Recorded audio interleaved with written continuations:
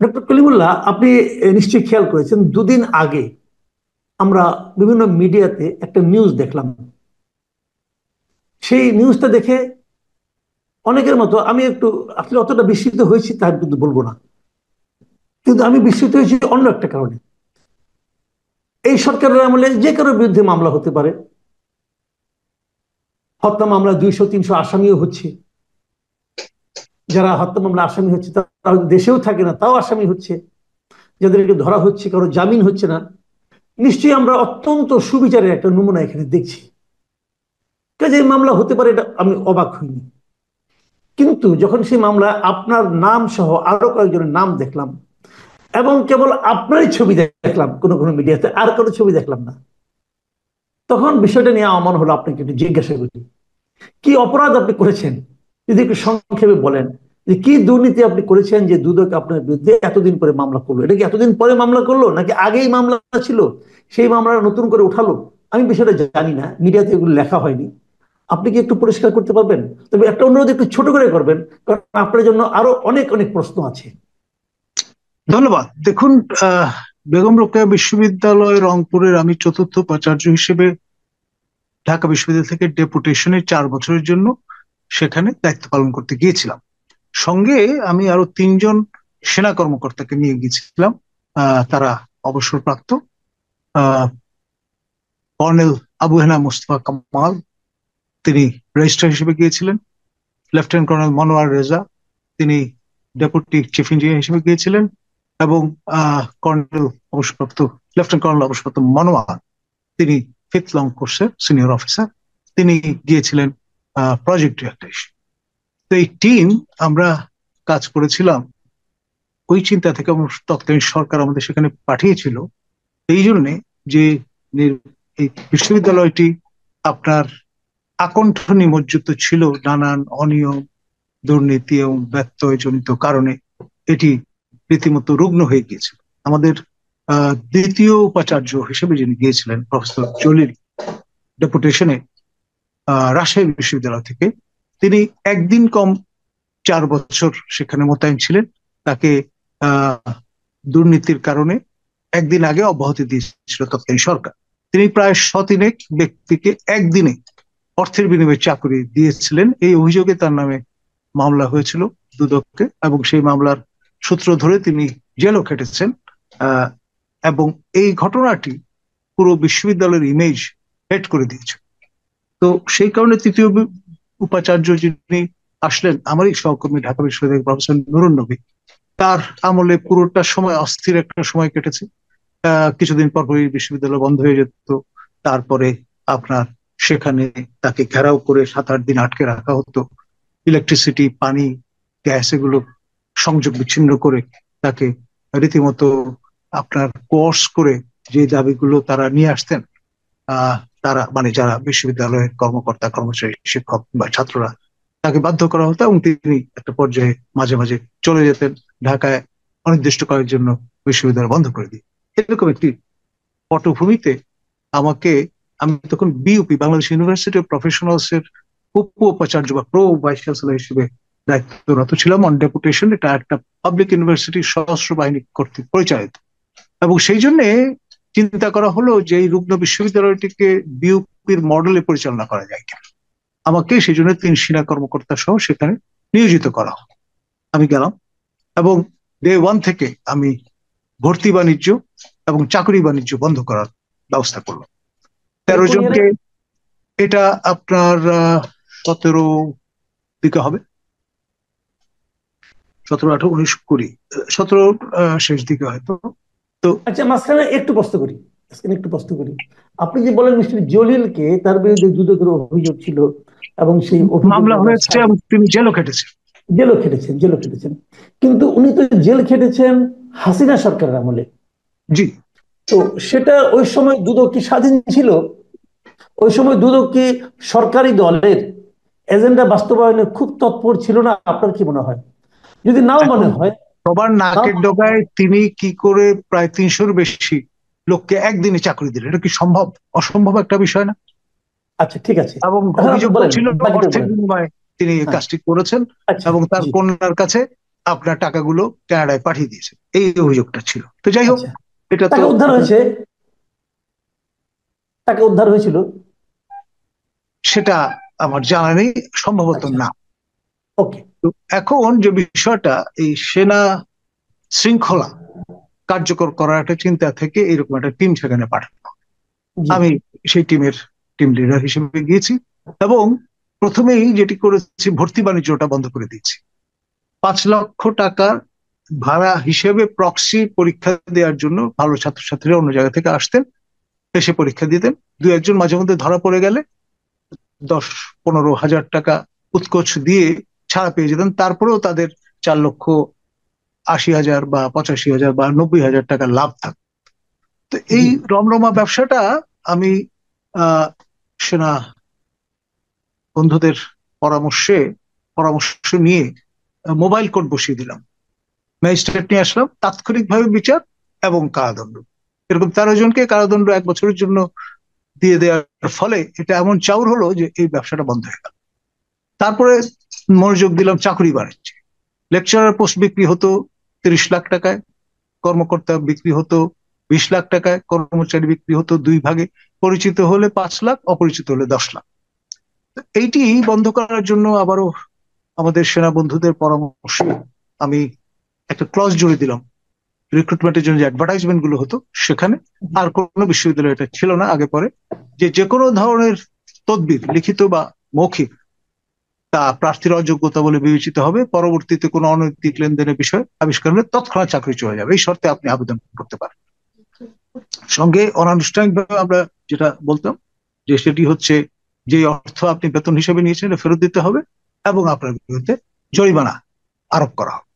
তো এইরকম একটি পটভূমিতে আপনার চাকরি বাণিজ্য একদম জিরো করে ফেলেছিলাম।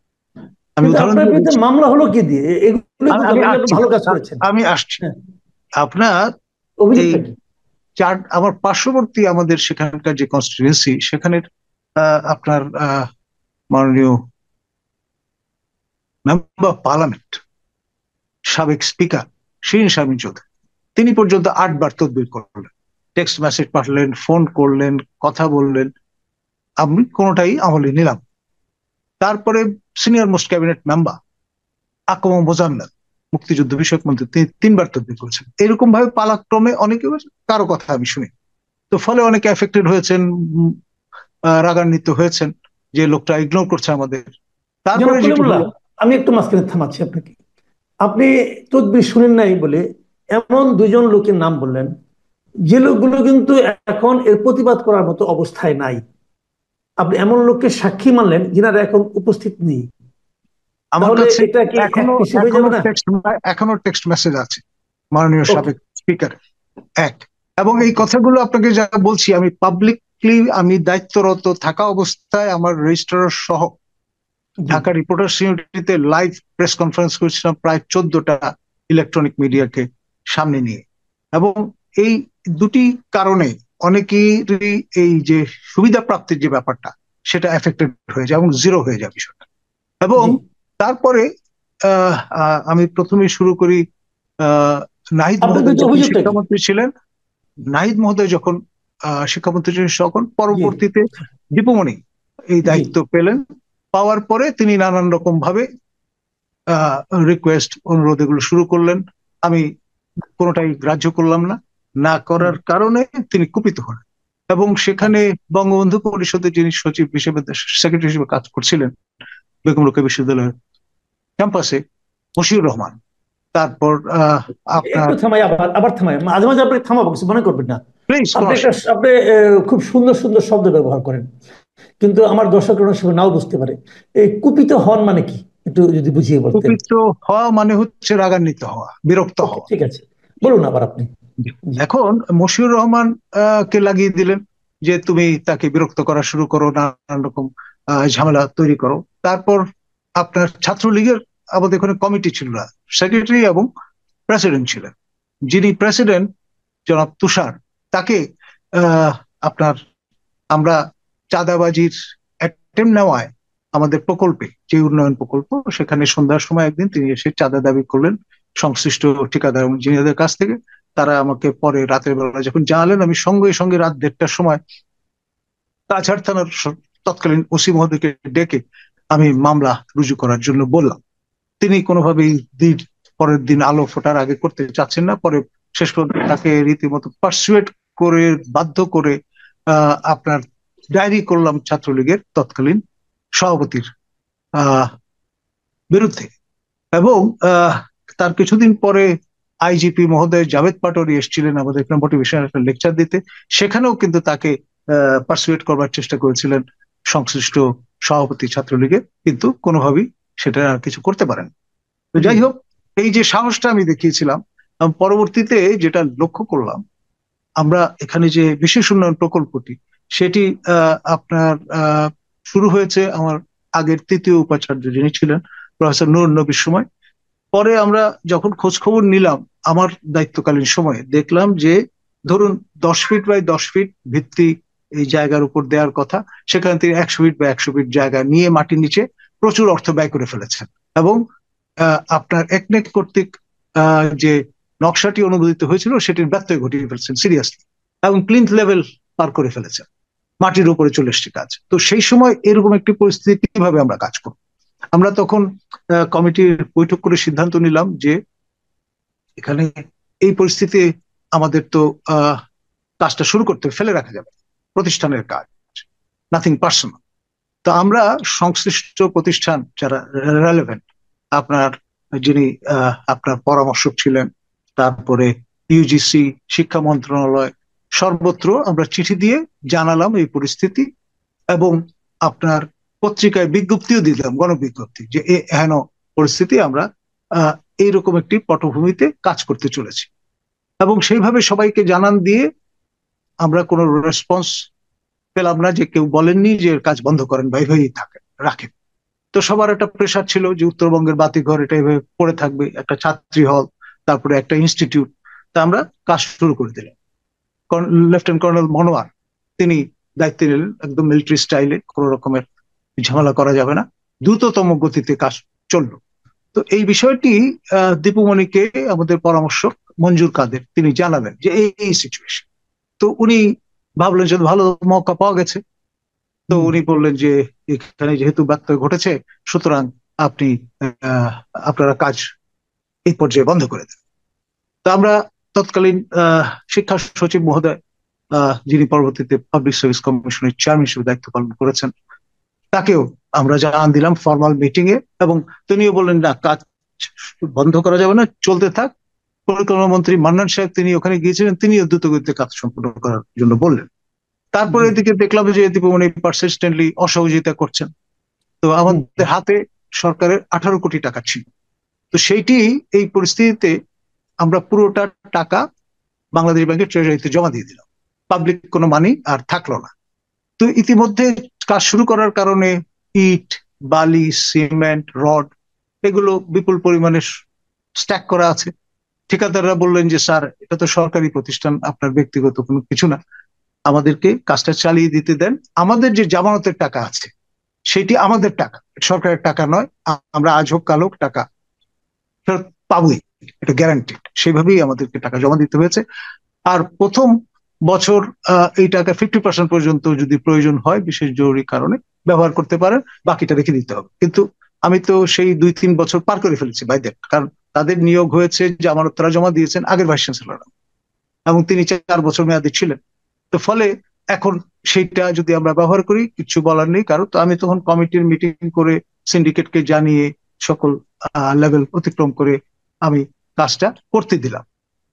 এরপরে যে ব্যাপারটি দাঁড়ায়, এখানে একটা জিনিস আমি বলি আপনাকে, আমার মনে হয় সম্ভবত আপনাকে এই অভিযোগেই আপনার বিরুদ্ধে মামলাটা হয়েছে, যে কোনো ঠিকাদার যখন কোনো একটা কাজ করেন তখন ওনার এখানে কিন্তু একটা পারফরমেন্স গ্যারান্টি থাকে, একটা টাকা ওনারা জমা দেন, জামানতটা দেওয়া হয় এই কারণে যে ওনার কাজটা হয়ে যাওয়ার পর যদি কোনো ব্যত্যয় ধরা পড়ে, যদি কোনো সমস্যা ধরা পড়ে, সেই টাকাটা আপনি বাজেয়াপ্ত করে এই কাজটা আপনি করতে পারবেন, এবং তার জন্য এটা। এখন এই জামানতের টাকা আপনি কি ভিসি হিসেবে তাকে তুলে নিতে দিতে পারেন নাকি আইনানুগ? সেটি হচ্ছে আমাদের যে কমিটি ছিল, পরামর্শক এবং অন্য যারা মেম্বার, সবাই বললেন যে এই পরিস্থিতিতে কাজ তো নষ্ট হয়ে যাবে, সব জিনিসপত্রগুলো পাবলিক টাকায় কেনা, এই সরঞ্জামগুলো নষ্ট হয়ে যাবে। এটা তো মাসের পর মাস ফেলে রাখা যাবে, এটা স্বাভাবিক, সিমেন্ট নষ্ট হয়ে যাবে। সেই কারণে প্রতিষ্ঠানের স্বার্থে, জনস্বার্থে, জনগণের অর্থের অপচয় রোধ করার জন্যই কিন্তু আমি প্রতিষ্ঠান প্রধান হিসেবে সবাইকে নিয়ে পরামর্শ করে, আনুষ্ঠানিক বৈঠক করে, সিন্ডিকেটকে অবহিত করে কিন্তু কাজটা করেছি। সিন্ডিকেট হচ্ছে সর্বোচ্চ বডি আচ্ছা, বিশ্ববিদ্যালয়। ক্লিয়ার, এটা আমার কাছে ক্লিয়ার, আমি এখানে আর ডিটেলে যাচ্ছি